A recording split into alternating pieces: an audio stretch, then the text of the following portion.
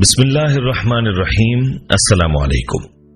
اسلام advisor کے پیارے دوستو، ہم امید کرتے ہیں آپ خیریت سے ہوں گے۔ دوستو، ابلیس کو جنت سے نکال دیا گیا تھا اور جنت سے نکلنے کے بعد اس کی ایک ہی سوچ تھی کہ وہ ایسا کیا کرے اور ایسی کیا چال چلے تاکہ آدم کو رسوا کر سکے۔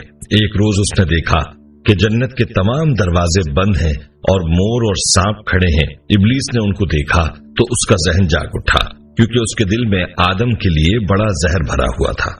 ابلیس فوراً جنت کے دروازے پر کھڑے مور کے پاس پہنچا اور بڑے ہی ہمدردانہ لہجے میں کہنے لگا، بہت جلد تمہیں بھی جنت سے نکال لیا جائے گا اور آدم کو بھی جنت سے نکال دیا جائے گا۔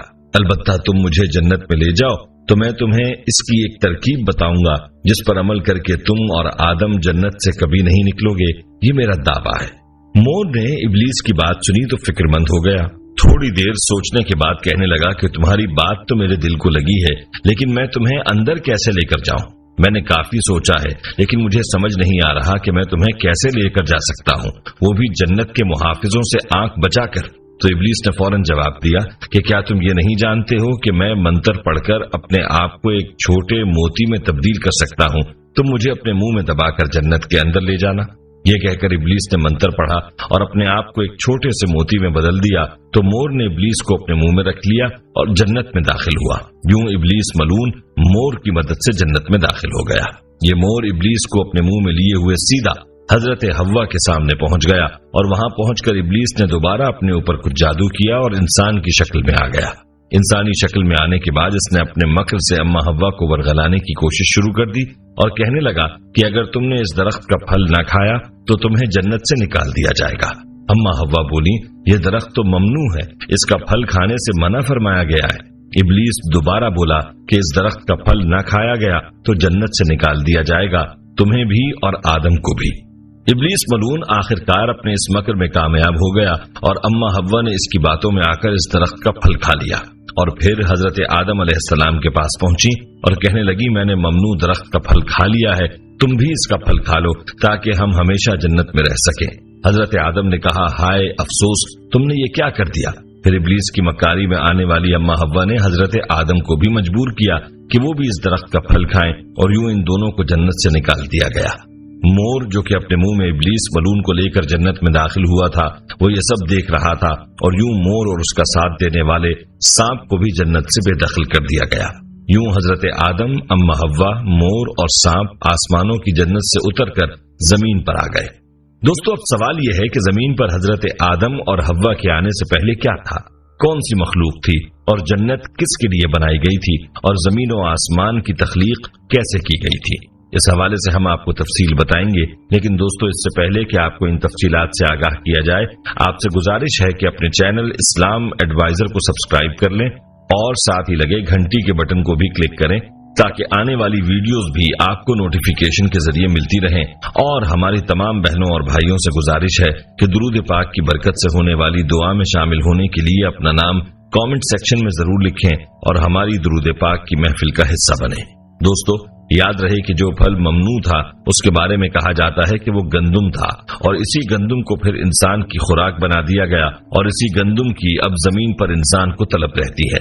اور جہاں تک بات ہے مور کی، تو مور اب بھی ایک دل فریب پرندہ ہے کہ جو بھی اس کی چمک دمک میں مگن ہوتا ہے تو وہ سب بھول جاتا ہے، جیسا کہ اما حوا کو ابلیس نے مور کے ساتھ مل کر بھلایا تھا۔ یاد رہے کہ آدم، حوا اور مور اور سانپ کو ایک ساتھ زمین پر اتارا گیا تھا اور اس وقت یہ زمین بچھی ہوئی تھی، لیکن سوال یہ ہے کہ زمین پر پہلے کیا تھا؟ تو یاد رہے کہ اللہ تعالیٰ ارشاد فرماتا ہے کہ ہم نے زمینوں اور آسمانوں کو 6 دنوں میں تخلیق کیا ہے، اور ایک جگہ ارشاد ہے کہ اس زمین پر پہلے کچھ بھی نہیں تھا سوائے پانی کے۔ تو دوستو، معلوم ہوا کہ اس زمین پر پہلے پانی کے علاوہ کچھ بھی نہیں تھا، اس زمین پر پانی ہی پانی تھا، اور پھر اللہ تعالیٰ نے اس پانی پر زمین کو بچھایا۔ اور تفاسیر میں یہ بات بھی ملتی ہے کہ جب پانی پر اللہ تعالیٰ نے زمین کو بچھایا تو یہ زمین ہل رہی تھی، تو اللہ تعالیٰ نے اس زمین کے اوپر پہاڑوں کو گاڑ دیا جس سے یہ زمین ٹک گئی۔ دوستو، یاد رہے کہ پانی ہی وہ چیز ہے جس سے اللہ تعالیٰ نے مختلف قسم کی مخلوقات کو پیدا فرمایا اور پانی کو اللہ نے زندگی کی بنیاد بنایا۔ और कहते हैं कि आदम से पहले आसमान भी न थे, तो अल्लाह ताला ने सिर्फ 2 दिनों में 7 आसमानों को बनाया। इन आसमानों की जगह पर धुआं ही धुआं था, कुछ न था, हर तरफ धुआं था। और फिर अल्लाह ताला ने इस धुएं से आसमान बनाए और सिर्फ 2 दिन में अल्लाह ताला ने 7 आसमान तख्लीक फरमाए। और जब आसमान दुनिया अल्लाह ताला ने बनाया तो अल्लाह ताला फरमाता है कि हमने इसमें सितारों की मानिंद चिराग रोशन कर दिए। यानी आसमान दुनिया में अल्लाह ताला ने सितारे पैदा फरमाए जो रात को चमकते हैं। याद रहे कि अल्लाह ताला ने 4 दिनों में जमीन और इसका सारा निजाम बनाया। ये पहाड़, ये जंगल, दरिया और समंदर और सहरा और मैदान, ये सब अल्लाह ताला ने अपने हुक्म से सिर्फ 4 दिनों में तख्लीक किया। और फिर अल्लाह ने आसमानों से बारिश बरसाई और अपने हुक्म से जमीन के ऊपर तरह तरह के दरख्त और पौधे और सब्जा उगा दिया। दोस्तों, मालूम हुआ कि जब आदम न थे तो तब भी ये कायनात थी। जब आदम को अल्लाह ताला ने तख्लीक करने का इरादा फरमाया तो अल्लाह ताला ने इस कायनात को तरतीब दिया और इस कायनात को पैदा फरमाया। और जब आदम अलैहिस्सलाम को पैदा फरमाया तो अल्लाह ताला ने पहले तो उनको जन्नत में रखा और फिर इब्लीस मलून के मक्र की वजह से हजरत आदम को जन्नत से निकालना पड़ा, तो अल्लाह ताला ने उनको इस जमीन के ऊपर भेजा और यही अल्लाह की मंशा थी। यहाँ आपको ये बताते चलें कि रिवायात में ये बात मिलती है कि यमन से कुछ लोग हुजूर अक़दस सल्लल्लाहु अलैहि वसल्लम की खिदमत में दीन सीखने के लिए हाजिर हुए। तो उन्होंने ये सवाल किया कि ये कायनात कैसे पैदा हुई। तो आप सल्लल्लाहु अलैहि वसल्लम ने फरमाया कि जब ये कायनात मौजूद न थी तो तब अल्लाह की जात मौजूद थी और अल्लाह का अर्श पानी पर था। इसके बाद अल्लाह ताला ने आसमानों और जमीनों को पैदा फरमाया और लौहे महफूज में हर चीज को लिख दिया। दोस्तों, याद रहे कि अल्लाह की जात मौजूद थी, मौजूद है और मौजूद रहेगी। और तमाम जहानों को पैदा करने वाली जात अल्लाह ही की है। जमीनों को, आसमानों को पैदा करने वाली जात अल्लाह की है और जन्नत और दोज़ख को भी पैदा करने वाली जात अल्लाह ही की है। अल्लाह ताला की मखलूकात कहाँ कहाँ है और कैसी कैसी मखलूकात हैं, ये अल्लाह ही जानता है। अल्लाह ताला की कुदरत भी वसी है और अल्लाह ताला का इल्म भी वसी है और इंसान की अक्ल बहुत महदूद है। इंसान सिर्फ इतना ही जानता है जितना अल्लाह ने उसको इल्म दिया है और इससे ज्यादा ये कुछ नहीं जानता। अल्लाह ताला बेहतर इल्म रखता है और हिकमतों वाला है।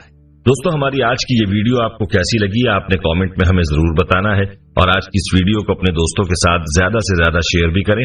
अगर आप चाहते हैं कि हम आपके लिए आपकी मर्जी का कोई मौजू लेकर आएं तो आप इस बारे में हमें कमेंट सेक्शन में बता सकते हैं।